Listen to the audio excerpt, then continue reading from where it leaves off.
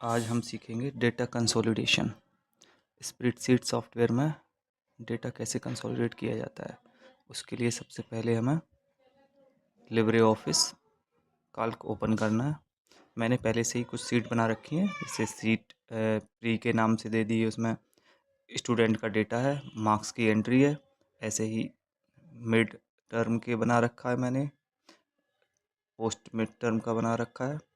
और हमें चाहिए इनका स्टूडेंट के डेटा का जो मार्क्स लिखा हुआ है, इन सब का एवरेज निकालना है। और एवरेज हम निकालना चाहते हैं इस वाली सीट पे, यहाँ पर, यानी ए सीट जो हमने बना रखी है इसका नाम है एवरेज।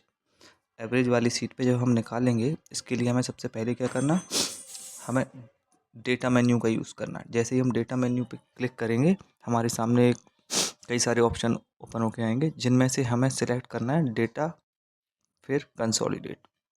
जैसे ही हम कंसोलिडेट सेलेक्ट करते हैं तो हमारे सामने कंसोलिडेट विंडो ओपन होके आ जाती है, जिसमें सबसे पहला फंक्शन है सम।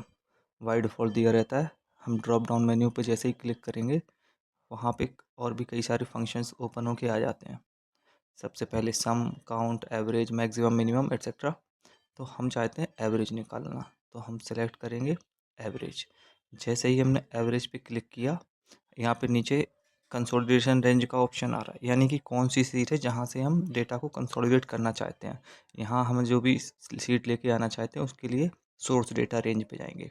सोर्स डेटा रेंज, और देखो नीचे लिखा हुआ है कॉपी रिजल्ट टू, यानी हम रिजल्ट कहाँ चाहते हैं। तो ये सीट का नेम लिखा हुआ है एवरेज। जो हमारी सीट है एवरेज A1 हमारी ये सेल का एड्रेस है। यहाँ पे हम चाहते हैं कि हमारा एवरेज निकल के आए। तो अभी हमें सोर्स डेटा देना है, तो सोर्स डेटा रेंज के ऊपर हम श्रिंक ऑप्शन दिया रहता है, उसके ऊपर क्लिक करेंगे। जैसे ही हम क्लिक करेंगे तो सोर्स डेटा रेंज हमसे पूछेगा, तो हम जाएंगे प्री सीट पे जाएंगे सबसे पहले, और कौन सा डेटा को हमें कंसोलिडेट कराना है तो हम वो रेंज को सिलेक्ट करेंगे। तो हम पूरी की पूरी सीट को सिलेक्ट किया। जैसे ही सिलेक्ट करेंगे, यहाँ पे एक ऑप्शन आएगा जिसमें सेल का एड्रेस लिखा होगा, कौन सी सेल से कौन सी सेल तक डेटा को कंसोलिडेट कराना चाहते। फिर हमें ऑप्शन मिलेगा एक्सपेंड, हम एक्सपेंड पे क्लिक करेंगे तो ये सोर्स डेटा रेंज में आ जाएगा। फिर हमें इसको ऐड करना है। जैसे ही ऐड किया हमने, कंसोलिडेट रेंज के पास में देखो नीचे लिस्ट बन के आ गई है ऐड करने को। अगर हमने कोई गलती कर रखी है, हम फिर से सिलेक्ट करना चाहते हैं, तो हमें डिलीट करके फिर से दोबारा कर लेना है। अभी हमने पहली लिस्ट सेलेक्ट कर ली है, अब हम करेंगे दूसरी लिस्ट सेलेक्ट। फिर से उसी ऑप्शन के ऊपर क्लिक करेंगे, फिर हम मिड के ऊपर क्लिक करेंगे, दूसरी सीट के ऊपर, और फिर हमने डेटा को सिलेक्ट किया। जैसे ही हमारा डेटा सिलेक्ट हुआ, हमने फिर एक्सपेंड पे क्लिक कर दिया। फिर से दूसरी सीट का एड्रेस आ गया, हम इसको भी ऐड कर देंगे।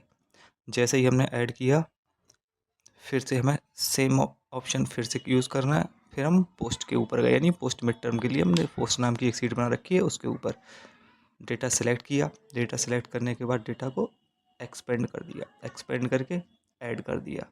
फिर हम एवरेज पे गए। हम यहाँ पे डेटा चाहते हैं, यहाँ पे डेटा चाहते हैं तो हम इसको ऐड नहीं करना है, हमें नीचे ऑप्शन बटन दिया गया, ऑप्शन पे क्लिक करेंगे। हमें रो लेवल चाहिए, बिल्कुल चाहिए, कॉलम लेवल चाहिए, सिलेक्ट कर लो। चेक बॉक्स दिया रहता है, उस पर टिक करना है केवल। लिंक टू सोर्स डेटा कर देते हैं और ओके कर देंगे। जैसे ही हमने ओके किया, यहाँ पे हमारा डेटा A1 सीट में आ गया। A1 में हमारा डेटा लिखा हुआ है। अब ये मार्क्स जो लिखे हुए हैं, परसेंटेज पूरा दे रखा है, इसको हम सॉर्ट कर देंगे। यहाँ पे एक फॉर्मेट एज नंबर लिखा हुआ है, यहाँ पे क्लिक करेंगे तो एक्चुअल परसेंटेज क्या है वो आ जाएगी। हम चाहें तो अपने डेटा को सिलेक्ट ऑल करके अलाइनमेंट अपने हिसाब से सेट कर सकते हैं, और बॉर्डर भी डाल सकते हैं। अगर हमको लगता है कि बॉर्डर डालना है तो बॉर्डर भी डाल सकते हैं। जैसे हम नेम और मार्क्स लिखे हुए हैं, इसमें हम कुछ कलर भी डाल देते हैं।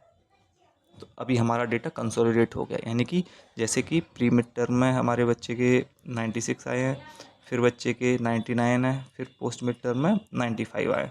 अगर ऑल ओवर एवरेज निकाला जाए तीनों एग्ज़ाम का, तो 96.7 उसका एवरेज निकल रहा है। इस तरीके से हम एवरेज निकाल सकते हैं। Thank you.